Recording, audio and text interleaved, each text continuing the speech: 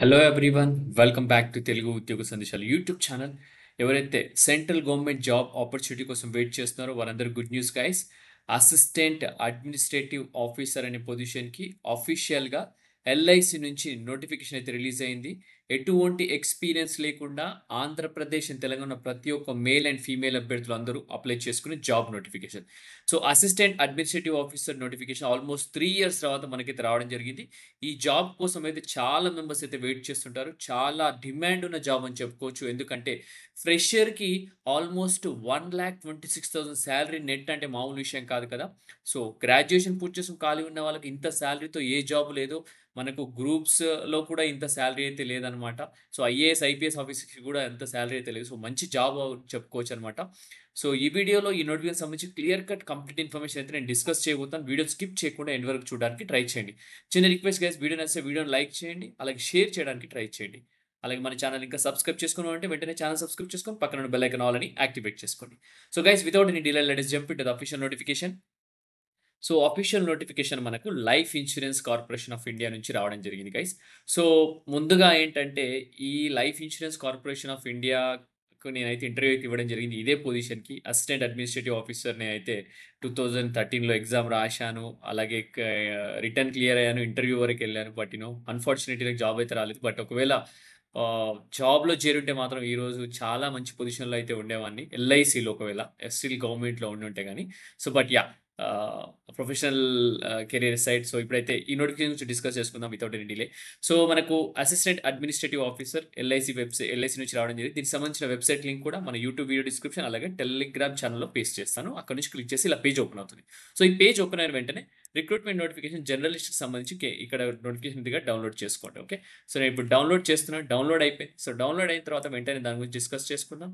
So నాకు టోటల్‌గా 350 vacancy మన ముందుకైతే ఈ నోటిఫికేషన్ రిలీజ్ అయింది.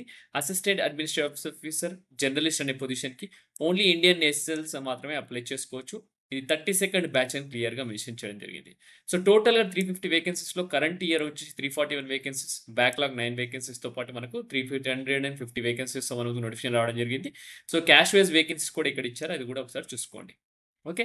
సో మనకు ముందుగా డేట్స్ చూసుకుంటే 16th ఆగస్ట్ అయితే మనకు స్టార్ట్ అయిపోతుంది అప్లికేషన్ డేట్. 8th సెప్టెంబర్ వరకైతే ఉంటుంది. సో హాల్ టికెట్ వచ్చేసి మనం 7 డేస్ బిఫోర్ అయితే డౌన్‌లోడ్ చేసుకోవచ్చు. మనకు ప్రిలిమినరీ ఎగ్జామ్ వచ్చేసి అక్టోబర్ 3 ఉంటుంది. అలాగే మెయిన్స్ ఎగ్జామినేషన్ వచ్చేసి నవంబర్ 8 అయితే ఉంటుందన్నమాట. ఓకే. సో ఏ డేట్స్ గురించి మాట్లాడేసుకున్నాం. ఎలిజిబిలిటీ క్రైటీరియాకి వెళ్ళిపోతే గనుక eligibility criteria as on 1st August అయితే కన్సిడర్ చేస్తున్నారు. మనకు మినిమమ్ ఏజ్ వచ్చేసి 21 ఇయర్స్ అయితే ఉంటుంది. As on 1st August 2025. Maximum age వచ్చేసి 30 ఇయర్స్ కంటే ఎక్కువ ఉండదని క్లియర్‌గా మెన్షన్ చేశారు. ఎనీవేస్ 30 ఇయర్స్ పైబడిన వాడు కూడా అప్లై చేసుకోవచ్చు. As per government guidelines relaxation SC, ST వాళ్ళు 5 ఇయర్స్ ఉంటుంది. 30+5, ఓబీసీ 3 ఇయర్స్ 30+3, అలాగే పీడబ్ల్యూడీ 10 ఇయర్స్, అలాగే పీడబ్ల్యూ ఎస్సీ, ఎస్టీకి 15 ఇయర్స్, ఇలా ఎక్స్ సర్వీస్‌మెన్‌కి కూడా మనకు ఏజ్ క్రైటీరియా అయితే రిలాక్సేషన్ అయితే ఉంటుంది. ఓకే. సో నెక్స్ట్ ఎడ్యుకేషనల్ క్వాలిఫికేషన్‌కి వెళ్ళిపోదాం. బేసిక్ ఇదైతే ప్రతి ఒక్క బ్యాచిలర్స్ డిగ్రీ చేసిన అభ్యర్థులందరూ అప్లై చేసుకోవచ్చు. ఎటువంటి డిగ్రీ అయినా పర్లేదు. మేల్ అండ్ ఫీమేల్ క్యాండిడేట్స్ అందరూ అప్లై చేసుకునే ఎడ్యుకేషనల్ క్వాలిఫికేషన్ అనమాట ఇది. So AAO assistant administrative officer journalist అనమాట. సో ఎన్రోల్మెంట్స్ అండ్ బెనిఫిట్స్ దీని గురించి చాలా మంది వెయిట్ చేస్తున్నారు కదా! ఇది చూస్తే గనక బేసిక్ పేని 88,635. సో మీరు కంపేర్ చేసుకుంటే న్యూ ఇండియా అష్యూరెన్స్‌తో గాని, ఐబీపీఎస్ పీఓతో గాని, ఎస్బీఐ పీఓతో గాని ఎక్కడ ఇంత బేసిక్ లేదు. గ్రాడ్యుయేషన్ చేసి ఖాళీగా ఉన్న ప్రతి ఒక్క అభ్యర్థికి. సో మనకు ఎల్ఐసీలోనే 88,635 బేసిక్ అంటే మామూలు విషయం కాదు. సో మంచి బేసిక్ అనమాట. ఈ బేసిక్‌లో వచ్చేసి మనకు బేసిక్‌తో పాటు టోటల్ ఎన్రోల్మెంట్స్ వచ్చేసి మనకు హౌస్ రెంట్ అలయన్స్ ఉంటుంది. సిటీ కంపల్సరీ అలయన్స్, అలాగే మనకు డిఫరెంట్ డిఫరెంట్ థింగ్స్ ఉంటాయి. అలాగే టోటల్‌గా 1,26,700 క్లాస్ ఏ సిటీలో వస్తుందన్నమాట సాలరీ. దాంతో పాటు మీకు special allowance for passing, gratuity, leave travel conveyance, medical benefits, అలాగే group mediclaim, group personal accidental insurance, group insurance, vehicle loan facility కూడా ప్రొవైడ్ చేస్తారు. 2 వీలర్, 4 వీలర్. సో ఇయన్నీ చాలా మంచి ఆపర్చునిటీ గైస్.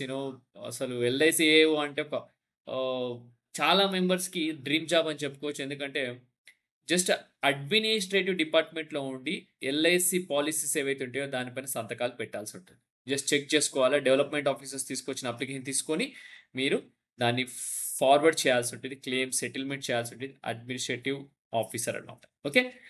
నెక్స్ట్ చూసుకుంటే ప్రొబేషన్ ఉంటుంది. సో మీకొచ్చేసి 1 ఇయర్ ప్రొబేషన్ అయితే ఉంటుంది డేట్ ఆఫ్ జాయినింగ్ నుంచి. ఒకవేళ మీరు ప్రొబేషన్ సరిగ్గా పని చేయకపోతే ఎక్స్‌టెండ్ చేస్తారు 2 years. During the period of probation candidates will be subjected to continue assessment as per the corporate extend policy అనమాట. సో మీరు ప్రొబేషన్ కంప్లీట్ అవ్వాలంటే బాగా పెర్ఫార్మెన్స్ చేయాలి. లేకపోతే ఎక్స్టెండ్ చేస్తారు. సో అప్లికేషన్ ఫీస్ చూసుకుంటే మనకొచ్చేసి ఇక్కడ క్లియర్‌గా మెన్షన్ చేశారు. SC, ST candidate, PWD candidate వచ్చేసి జస్ట్ ఇంటిమేషన్ చార్జెస్ మాత్రమే పే చేయాలి. 85 రూపీస్. మిగతా క్యాండిడేట్స్ వచ్చేసి మనకు 700 ప్లస్ జీఎస్టీ అయితే పే చేయాల్సి ఉంటుంది. సో సెలక్షన్ ప్రొసీజర్‌లోకి వెళ్ళిపోదాం. అసిస్టెంట్ అడ్మినిస్ట్రేటివ్ ఆఫీసర్‌కి 3 టైర్డ్ ఎగ్జామినేషన్ ప్రొసీజర్ అనమాట ప్రెజెంట్. ప్రిలిమ్స్ ఎగ్జామ్ ఉంటుంది. మెయిన్స్ ఎగ్జామ్ ఉంటుంది. దాని తర్వాత ఇంటర్వ్యూ అయితే ఉంటుందన్నమాట. సో మనకు ప్రిలిమినరీ ఎగ్జామినేషన్ స్ట్రక్చర్ చూసుకుంటే నెగెటివ్ మార్కింగ్ ఉండదు. బట్ ఆన్‌లైన్‌లో అయితే కండక్ట్ చేయడం జరుగుతుంది. మనకు టోటల్‌గా 3 సెక్షన్స్ ఉంటాయి. రీజనింగ్ ఎబిలిటీ వచ్చేసి 35 క్వెషన్స్, 35 మార్క్స్ అయితే ఉంటాయి. హిందీ అండ్ ఇంగ్లీష్‌లో ఎగ్జామ్ కండక్ట్ చేయడం జరుగుతుంది. టోటల్ మనకు మినిమమ్ క్వాలిఫైయింగ్ మార్క్స్ కూడా ఇక్కడ మెన్షన్ చేశారు. ఎస్సీ, ఎస్టీ, పీడబ్ల్యూడీకి వచ్చి 16 మార్క్స్ అనమాట. అదర్స్‌కి 18 మార్క్స్. సో మనకు డ్యూరేషన్ ఉంటుంది. సెక్షనల్ డ్యూరేషన్ 20 మినిట్స్ అయితే టైం ఉండడం జరుగుతుంది. సో మనకి క్వాంటిటేటివ్ యాప్టిట్యూడ్ 35 క్వెషన్స్, 35 మినిట్స్ అయితే 35 మార్క్స్ అయితే ఉంటాయి. ఇంగ్లీష్ అండ్ హిందీకి 16, అలాగే మినిమమ్ క్వాలిఫైయింగ్ మార్క్స్ ఎస్సీ, ఎస్టీకి 18 వచ్చేసి అదర్స్‌కి 20 మినిట్స్ ఏమైతే ఉంటుంది. సో ఇంగ్లీష్ లాంగ్వేజ్‌కి వచ్చేసి 30 క్వెషన్స్, 30 మార్క్స్, అలాగే మనకి ఇంగ్లీష్‌లో కండక్ట్ చేస్తారు. 9 ఏమో ఎస్సీ, ఎస్టీకి, 10 ఏమో అదర్స్‌కి అయితే క్వాలిఫైయింగ్ మార్క్స్, 20 మినిట్స్ టైం ఉంటుంది. టోటల్ 1 అవర్ డ్యూరేషన్ అనమాట. సో 100 క్వెషన్స్ ఉండడం జరుగుతుంది. మనకొచ్చేసి మాక్సిమం మార్క్స్ 70 మార్క్స్ అయితే ఉండడం జరుగుతుందనమాట. ఓకే. సో చూసుకున్నట్టయితే ఇప్పుడు ఇలా ఉంది ఎగ్జామినేషన్ ప్యాటర్న్. బట్ నేను రాసినప్పుడు మాత్రం ఈచ్ క్వెషన్ 3 మార్క్స్ ఉండేది. సో ఇప్పుడు కొంచెం డిఫరెంట్ అయింది. సో వచ్చేసి మనకు మెయిన్స్ ఎగ్జామినేషన్‌లో చెప్పాను కదా! సో అది 300 మార్క్స్‌కి అయితే ఉంటుంది objective test type. So descriptive test కూడా ఉంటుంది దాంతో పాటు 25 మార్క్స్‌కి. సో ఆబ్జెక్టివ్ ఆన్‌లైన్ ఉంటుంది. డిస్క్రిప్టివ్ వచ్చేసి కూడా ఆన్‌లైన్‌లోనే ఉంటుంది కాబట్టి సో ప్రతి ఒక్కరు దీన్ని రాయాల్సి ఉంటుంది. నెగెటివ్ మార్కింగ్ అయితే ఉండదు. రీజనింగ్ ఎబిలిటీ 30 క్వెషన్స్, 90 మార్క్స్ ఉంటాయి. Each question 3 marks. అలాగే మినిమమ్ క్వాలిఫైయింగ్ మార్క్స్ వచ్చేసి 40 మార్క్స్ అనమాట. ఎస్సీ, ఎస్టీకి 45 ఏమో అదర్స్‌కి 40 మినిట్స్ డ్యూరేషన్ ఇస్తారు. సో జనరల్ నాలెడ్జ్‌కి 30 క్వెషన్స్‌కి 60 మార్క్స్ అయితే ఉంటాయి. మనకొచ్చేసి మాక్సిమం మార్క్స్. ఇంగ్లీష్ అండ్ హిందీలో కండక్ట్ చేస్తారు. 27 మార్క్స్ ఎస్సీ, ఎస్టీకి, అలాగే 30 మార్క్స్ వచ్చేసి అదర్స్‌కి రావాలా. 20 మినిట్స్ డ్యూరేషన్ ఉంటుంది. డేటా అనాలిసిస్ అండ్ ఇంటర్ప్రిటేషన్‌లో 30 క్వెషన్స్, 90 మార్క్స్. అలాగే దీనికి కూడా 40 మార్క్స్ అయితే ఎస్సీ, ఎస్టీకి మినిమమ్ రావాలా. అదర్స్‌కి 45 అనమాట. 40 మినిట్స్ డ్యూరేషన్ ఉంటుంది. ఇన్స్యూరెన్స్ అండ్ ఫైనాన్షియల్ మార్కెట్ అవేర్‌నెస్‌కి 30 క్వెషన్స్ ఉంటాయి. 60 మార్క్స్ మాక్సిమం రావాల్సి ఉంటుంది. హిందీ అండ్ ఇంగ్లీష్ 27 వచ్చేసి మనకు ఎస్సీ, ఎస్టీ, పీడబ్ల్యూడీ క్యాండిడేట్స్‌కి, అలాగే 30 ఏమో అదర్స్‌కి అని క్లియర్‌గా మెన్షన్ చేశారు. 20 మినిట్స్ అయితే డ్యూరేషన్ ఉంటుంది. సో టోటల్‌గా మనకు 120 క్వెషన్స్‌కి 300 మార్క్స్‌కి అయితే ఉంటుంది. 2 అవర్స్ టైమ్ అయితే ఇవ్వడం జరుగుతుందన్నమాట. ఓకే. సో ఇంగ్లీష్ లాంగ్వేజ్ వచ్చేసి డిస్క్రిప్టివ్ పేపర్ ఉంటుంది మనకు. 2 క్వెషన్స్ ఉంటాయి. అందుట్లో మనకొచ్చేసి ఈమెయిల్ రైటింగ్ గాని, మనకు సిట్యుయేషన్ అనాలిసిస్, రిసర్చ్ రైటింగ్ ఇలా క్వెషన్స్ ఉండడం జరుగుతుంది. మనకొచ్చేసి ఇక్కడ